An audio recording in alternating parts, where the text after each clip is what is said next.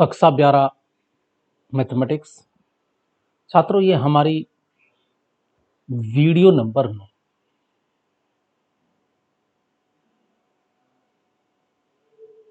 Chapter हमारा 3 चल रहा था, मैट्रिसेस।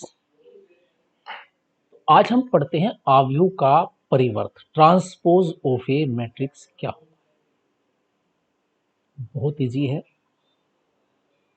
देखो, यदि हम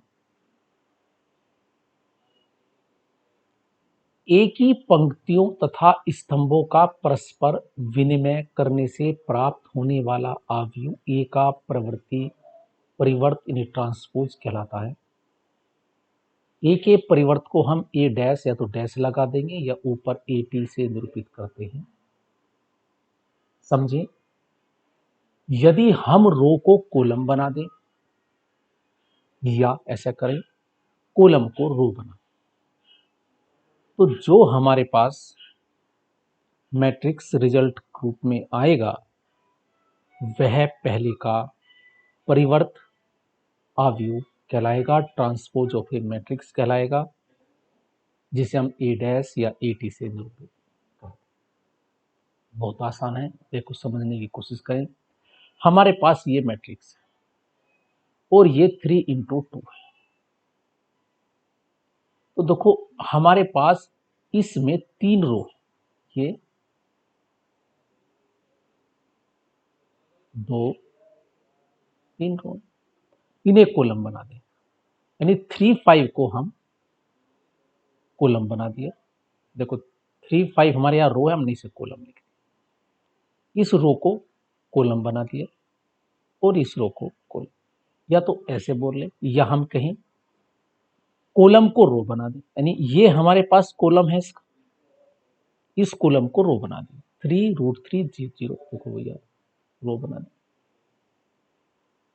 तो जो हमारे पास नया आव्यूह होगा, जो ए डैश होगा, इसका क्रम 3x2 है तो उसका 2x3 होगा। जो इसका एलिमेंट है, देखो ये एलिमेंट कौन से पोजीशन पर है, दूसरी रो पहला कॉलम 2 1 है, तो ये 1 2 बन जाएगा, यानी कि हमारे पास इंटरचेंज विनिमय हो जाएगा नंबर्स का। तो हमारे पास अगर ए कोई मैट्रिक्स ए आई जे है, तो जो ट्रांसपोज ऑफ ए मैट्रिक्स होगा वो ए जे आई होगा, वही तो होगा ए, लेकिन जा क्या लिखते हैं, जे आई और क्रम हो जाएगा एन इंटू एम। तो ये कहलाता है ट्रांसपोज ऑफ ए। समझ में आ जाएगा, बड़ा आसान है। तो अब हम या तो रो को कॉलम बना दे या कॉलम को रो बना दे, तो हम ट्रांसपोज ऑफ ए मैट्रिक्स प्राप्त कर सकते हैं। अब कुछ गुणधर्म है। अगर हमने एक मैट्रिक्स लिया, पहले उसका ट्रांसपोज करा और फिर उसका ट्रांसपोज कर दें, मान लो ये हमारे पास ए मैट्रिक्स है, इसका ट्रांसपोज ये है, अब इसका फिर ट्रांसपोज निकाल दें, फिर इन्हें रो को कॉलम बना दे, तो फिर वही आ जाए। तो ए डैश का डैश याद कर ले, ट्रांसपोज और फिर ट्रांसपोज हमेशा क्या होता है, इक्वल टू ए होता है। अगर किसी नंबर ए से मल्टीप्लाई कर रखा तो हमने उसका डैश निकालें, तो के ए डैश हो सकता है, के उस डैश का फर्क नहीं पड़ता, वो के को हमें लगा सकता है, बहुत इंपॉर्टेंट है। ए प्लस बी का होल डैश, अगर किसी दो मैट्रिक्स का प्लस है का सम, जो का सम का डैश उनके अलग अलग ट्रांसपोज के योग के बराबर होता है। ए प्लस बी का होल डैश बराबर ए डैश प्लस बी डैश, और प्रोडक्ट में अलग होता है, ध्यान दें। प्रोडक्ट में व्युत्क्रम गुणा होती है, ए बी का डैश बराबर होता है बी डैश इंटू ए डैश, यानी ये हमारे पास हो जाएगा ए बी की जगह क्या हो जाएगा, बी ए और उन दोनों के डैश। तो ए बी का डैश, अगर हमारे पास मैट्रिक्स है तो ए गुणा बी निकाला, ए दिया है बी दिया है, पहले ए गुणा बी करा फिर उसका डैश निकाला, नोट कर लिया। फिर हमें ए दिया है उसका डैश निकाल लिया, फिर बी दिया है उसका डैश निकाल लिया, फिर बी डैश और ए डैश हमें पता, दोनों की प्रोडक्ट करी तो हम देखते हैं सेम ही आएंगे। अब इसमें एक एग्जाम्पल भी लिया हुआ है, इस एग्जाम्पल को तुम पढ़ सकते हो, टेक्स्ट बुक में तुम्हारे पास है। मैं थोड़ा सा इसे विश्लेषण कर देता हूँ, इसे थोड़ा सा समझा देता हूँ। ए दिया है बी दिया है, हमें इन गुणों का सत्यापन करना है।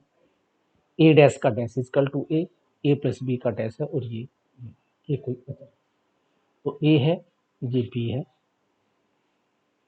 देखो यहां हमारे पास ये ए है, हमने इसका डैश निकाला,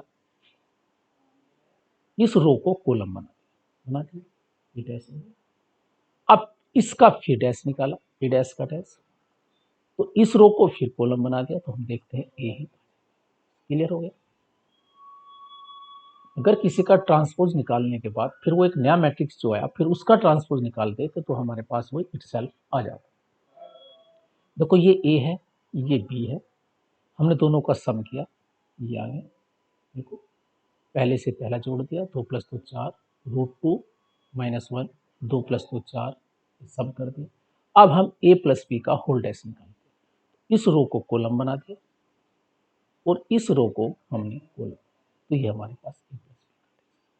अब हमारे पास a पता है, ये a है, ये b है, हमने a का डैश निकाला, इस रो को कॉलम बना दिया, ये वाला a डैश है, फिर हमने b का b डैश निकाला, ये हुआ। अब हम क्या करते हैं, इन दोनों का सम करते हैं, इन दोनों का a डैश + b डैश करते हैं, 3 + 2 5 ऐसे करते हैं, a + b डैश, और हम देखते हैं ये वाला a डैश b डैश इसके बराबर। देखो ये वाला a + b का होल डैश बराबर है a डैश, इसलिए ये भी इक्वल होगा।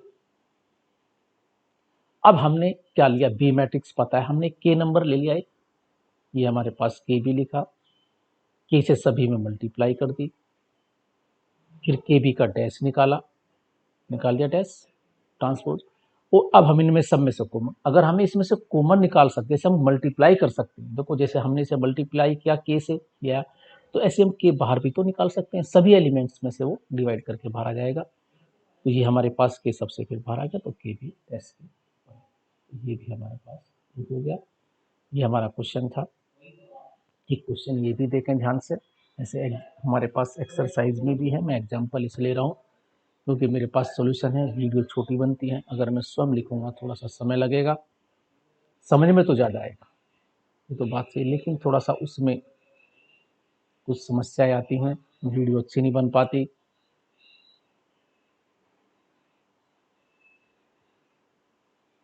तो हमारे पास ये दिया है, बी ये दिया है, तो हमें ज्ञात करना है ए बी का डैश बराबर बी डैश। तो पहले हम a गुणा बी, हमने a दिया है b दिया, पहले हमने a b ज्ञात करा। तो देखो ये मैंने ऐसा क्वेश्चन पिछली वीडियो में बताया था, बिल्कुल सेम, इसकी मल्टीप्लाई पहले ऐसे ऐसे ऐसे, तो ये मल्टीप्लाई आई, अगर मल्टीप्लाई नहीं तो मेरी पूरी पहली वीडियो देख। तो ये हमारे पास ए बी की मल्टीप्लीकेशन हो गई, ये हमारे पास 1 × 3 का है,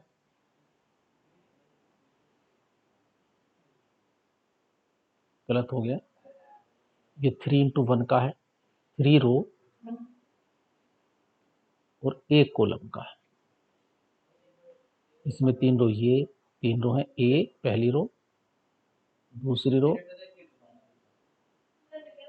और तीसरी रो। इसी प्रकार इसका जो क्रम है, इसमें 1 रो है और 3 कॉलम है, 1 × 3 का है, ये गुणन संभव है, इसके कॉलम इसकी रो के बराबर है, और जो हमारे पास क्रम आएगा वो 3 × बाद वाला इसका 3 है, तो 3 × 3 का है। तो पहली रो पहला कॉलम, पहली रो दूसरा कॉलम, पहली रो तीसरा कॉलम, पहली रो आ गई, फिर दूसरी रो पहला कॉलम, यानी 4 आया। तो ये हमारे पास ऐसे ज्ञात कर सकते हैं। तो हमने ए बी ज्ञात करा और फिर हमने ए बी का डैश, डैश का मतलब इस पूरी रो को हमने कॉलम, इस रो को कॉलम बना दिया, इस रो को कॉलम, तो ये कहलाएगा ए बी का ट्रांसपोज। अब हमने ए डैश फाइंड किया, ए हमें पता है ये है, इस पूरी रो को हमने, पूरी ये कॉलम है इसको हमने रो बना दिया, ए डैश है, और इस रो को पूरा कॉलम बना दिया, ये बी डैश है, तो ये ए डैश है, बी डैश है। अब इन दोनों की हम रिवर्स करते हैं, बी डैश पहले ए डैश बाद, ए डैश बी डैश नहीं अलग आएगा, वो बराबर नहीं होता। तो बी डैश ए डैश फाइंड किया, तो फिर ऐसे मल्टीप्लाई करी, तो हम देखते हैं सिंपल बिल्कुल ए बी डैश के ही बराबर। तो ये हमारा प्रूफ हो गया। तो ये हमारे पास था ट्रांसपोज ऑफ मैट्रिक्स। ये तुम्हारे समझ में आ गया होगा। ट्रांसपोज ऑफ ए मैट्रिक्स कुछ एग्जाम्पल करें। तो ये हमारी इसकी वीडियो हुई। इस अगली वीडियो में हम पढ़ेंगे सममित और विषम सममित आव्यूह, एक अगली वीडियो होगी। तो सभी छात्रों से आशा है कि वे वीडियो अवश्य देखें। टेक्स्ट बुक आपके पास होगी, नहीं तो ऑनलाइन आराम से टेक्स्ट बुक मिल जाती है। ये प्रश्न सब हल हैं, हल भी मिल जाते हैं इनके सब। और ध्यान कुछ मैंने समझाया है, कुछ हल की सहायता से, कुछ जो मैंने समझाया उसकी सहायता से आप एक्सरसाइज करें। Thank you.